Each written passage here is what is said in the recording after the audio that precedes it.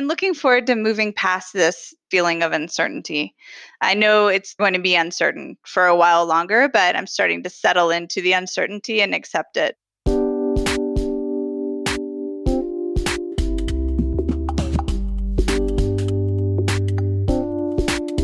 Welcome back to TinySeed Tales, a series where I follow a founder through their struggles, victories, and failures as they build their startup.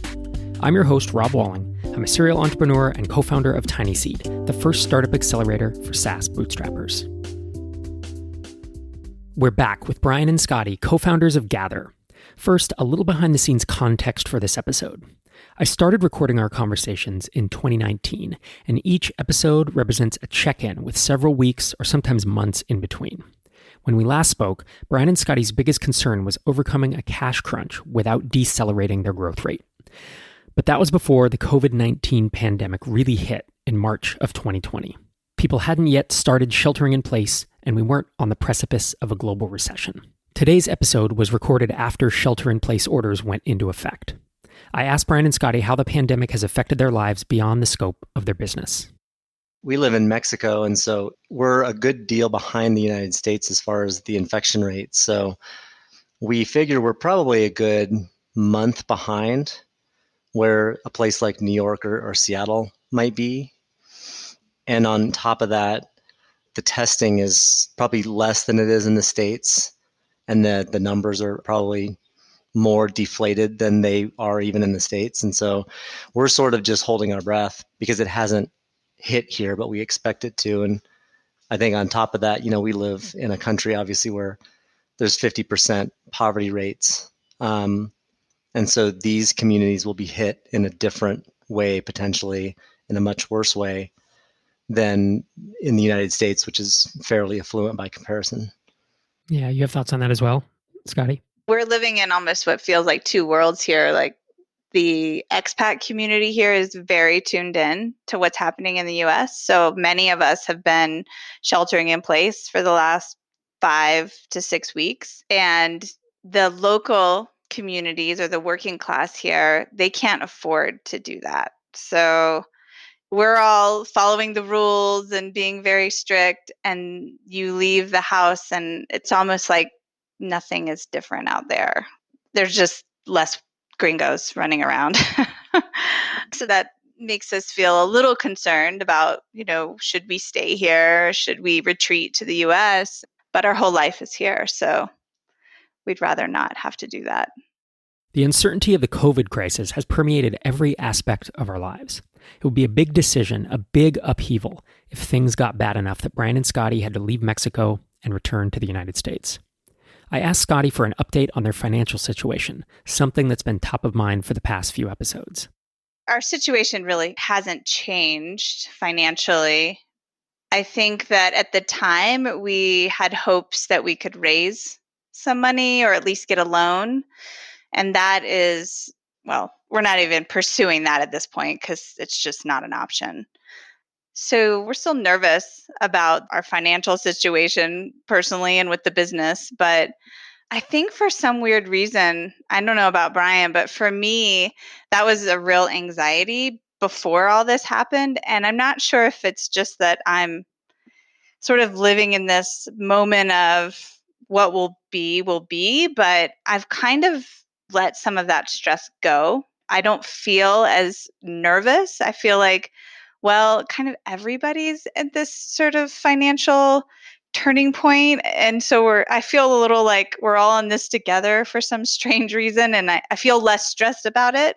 I mean, it's still something that we have to contend with, but I guess I'm feeling more like things are going to work out. It's going to be okay. We're going to pull through this. Yeah. Do you share that sentiment, Brian? Yeah, I mean, it's kind of weird. Like Scotty said, there's not really anything different about our cash position. And that was sort of just always what we thought about, going into this. And there was a certain amount of stress about trying to find more money. And now that that's kind of gone away, it's like, interestingly, that stress of trying to find the money went away. And we're certainly, used to bootstrapping and feeling that stress and coming up with interesting solutions to our cash problems.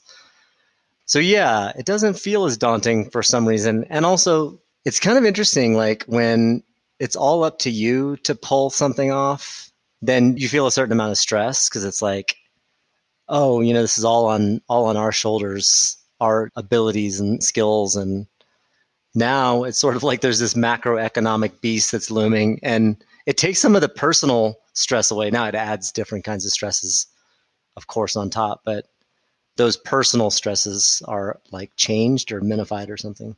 Both of your answers, are in line with one another, and they're unexpected. I'm like heartened to hear it. I feel for you. I know just what you're going through. I know how hard it is to grow a startup, and I know how hard it is when cash is tight. I've been there many times, and I'm glad you're feeling better about it, because there's obviously a lot of chaos and a lot of anxiety in the world today, just in the air.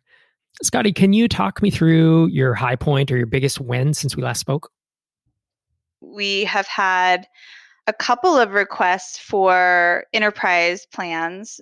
One existing customer that has a lot of data that they need migrated over, and they have a custom feature that they want. And then a new customer who has custom feature and data migration. So that's been kind of exciting to talk with them, find out more about what they need, and also start to really focus on what that contract actually looks like.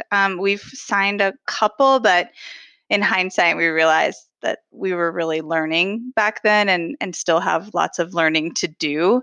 So trying to figure out, how we can make the most of those deals, make them enticing and win them in the end. So that's kind of exciting that we have potentially two right now that we're working on. It's unexpected. People feasibly, you think about that they're going to cut back expenses, but larger deals are coming your way. What's the logic there? I attribute it to the fact that we've been trying to go up market, and these larger teams that we sell into now, they have deeper pockets, and they're not as concerned as some of our smaller firms or, our solo firms with the situation. They know they have to continue moving forward with their business. Lots of them have many, many projects that they're currently working on, and they know that they can't just stop altogether. So they are looking for tools and for a way to work online and keep their projects going. So I think that's the best thing we ever did, was moving into these larger teams, because the churn that we've had has definitely been the solo designers, the smaller firms that are going in and saying, what can I cut just to survive? You guys are geniuses, fortune tellers. But it is super cool. I mean, this is one of the things of going up market. The typical pattern is they're less price sensitive, they churn less, and in recessions, they tend to stay in business as long as they've been sensibly managed and they don't try to shut everything down. So that's really good to hear. I'm kind of happy to hear that things are there. Brian, is your high point the same thing? Yeah, I think it is. I think there's one thing that I could probably add to it, and that's just that we've had a lot of inbound interests, and a lot of them are saying things like, now that we're home working remotely, we're sort of investigating better ways to work online. And so now is actually a good time to consider your tool. And so for me, that was like a big turning point in my psychology, because I think it went from just preparing for the plane to crash to now thinking like, maybe this is kind of a bizarre opportunity to help folks out that previously weren't even considering a tool like Gather. So that's yet to vet itself out. But that uptick in optimism was, I feel like, my high point. And it wasn't just one particular event. It's just kind of like after several of those kinds of conversations and sales inquiries came in, it changed my attitude about our possibilities. When I look across the portfolio of companies that are part of TinySeed's first two batches, or that I've invested in personally, it looks like there are about 15% that are having real struggles with the impact of the pandemic on the industry they serve. Another 70% are waiting to see what happens, perhaps cutting back on expenses and generally seeing growth plateau. And then there's the 15% of companies for whom remote work is a boon, and their growth is accelerating faster than ever. We'll have to see in future conversations whether Gather ends up in this upper echelon. I'm hopeful that with a little good fortune and more smart decisions from Brian and Scotty, their growth will continue. But Gather hasn't been completely untouched by the pandemic, and Brian and Scotty have struggled through their own setbacks and anxieties before reaching this place of relative optimism. I'm curious to hear, Brian, last time we spoke, the thing you were most looking forward to, most excited about, was some new features that you thought would begin to overcome some of the objections that you're hearing from the larger customers. Where does that stand? Since the COVID-19 crisis has taken off, we've had to cut expenses to ensure that we can survive a little longer than we thought, make sure that our runway lasts. So one of those major expenses, unfortunately, was cutting our developer in half. So when we did that, we kind of also had to make the tandem decision to like at least pause on some of the bigger features that I was excited about building that would move us, further into the enterprise zone. So there was definitely sort of a moment of disappointment that came from that for sure. But we have since just kind of shorn up a lot of the UX issues that we'd have or gaps in small little features or improvements.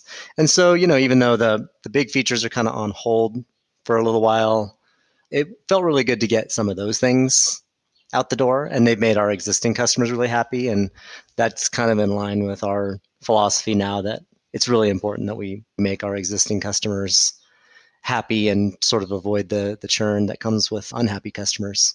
So long way of saying, yeah, disappointing that don't get to do those things, but we'll get back to it eventually. Sounds like the right approach, thinking about it the right way.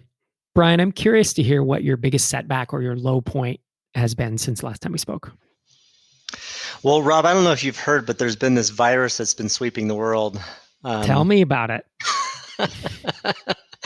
Sorry. Yeah, I mean, I think it's probably the same thing that most people have been going through. It's just been figuring out how this much larger macroeconomic situation is going to affect us.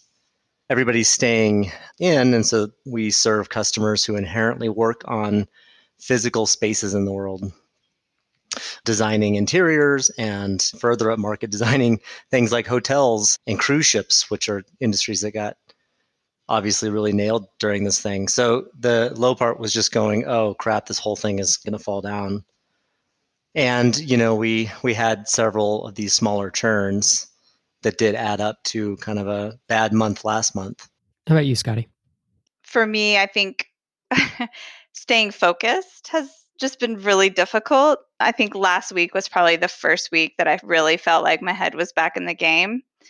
Having our son home from school all the time, it makes it difficult to really focus and just in general, but then to also have this distraction of, what's happening in the world. And so, I mean, I think overall, it's been just sort of up and down the last few weeks, but I'm feeling like I'm coming out of that now. So I think I'm back in the game for the most part. I've heard the collective emotional toll of this pandemic described as grief. It seems to me that everyone is on their own timeline of getting over this grief. Some people will feel it for a long time, and some will get over it quickly. Personally, I managed to feel more productive again after about 3 weeks in lockdown, and it sounds like Brian and Scotty are starting to readjust as well. But we all have our own process to get through it, and no one should feel like they aren't reacting appropriately to this tragedy. To wrap things up, I asked Brian and Scotty about their fears and hopes for the future, at least until the next time we talk. I think my biggest fear is that the trend that we've seen this month as being a big uptick actually in sales and opportunities is just a flash in the pan, and that the economy at large will start to crumble and affect our industry really, really hard. And that will sort of cause the precipitous decline in revenue that I kind of was worried about in the beginning. How about you, Scotty? In different times, we might be able to pivot if we needed to, but because of our financial situation, that the place that we're at the moment, if things start to really decline, it's going to be hard for us to pivot out of it into something else. So I think that's just all the hard work that we've put in, and something like a virus sort of coming in and wiping that all out would just be devastating. Yeah, absolutely. And Scotty, what about that thing you're most looking forward to? Well, I'm really looking forward to seeing how these enterprise deals play out, because if those come through for us, that will just be a nice relief. It would really help us up front financially, and we can build a couple of things that we think other people would be excited about. So definitely that, and then just seeing the opportunity that we think is in front of us and seeing that hopefully play out to our favor. I'm looking forward to that. And looking forward to moving past this feeling of uncertainty. I know it's going to be uncertain for a while longer, but I'm starting to settle into the uncertainty and accept it. Are you also looking forward to going out to a restaurant at some point? Yeah, no, that's not even on my mind. How about you, Brian? What are you looking forward to? Well, so yeah, Scotty kind of hinted at it just now, but one thing that I think we've talked to you about in the past was trying to figure out ways that we could get customers to pay for some of the features that we'd like to build and that would be good for them and the rest of our user base. And those conversations have been happening, and there's been a lot of positive reception toward those. So I'm really looking forward to seeing if we can sign those deals to actually build more features that way. So yeah, I'm definitely looking forward to that. And I'm also looking forward to, like I said, now that we sort of see that there's potential opportunity, we plan on spinning up sales and marketing efforts. We've kind of paused on those things, both from just the last few weeks being difficult to manage psychologically and motivationally, but also now we kind of see a better path forward on how we can message the value of our product. And so I'm looking forward to solving that and kind of going back out to market and being a little more confident with an updated message.